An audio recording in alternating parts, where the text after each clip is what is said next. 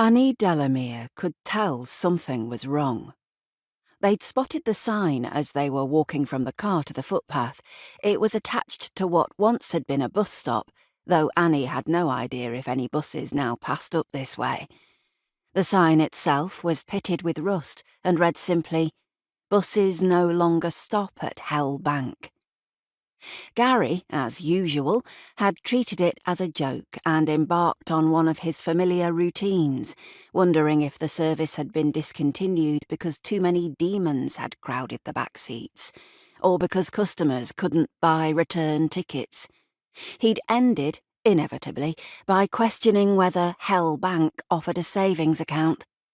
Annie had had sufficient experience of Gary's sense of humour during her years of working with Zoe to tune it all out until he'd exhausted his ideas, which generally didn't take long. Zoe normally seemed to do the same. Today, though, she turned away while Gary was still speaking and strode away up the footpath towards the moorland, clearly unhappy. Gary had finally stopped talking, aware that something was wrong. "Oh, God," he said. "Have I said the wrong thing again?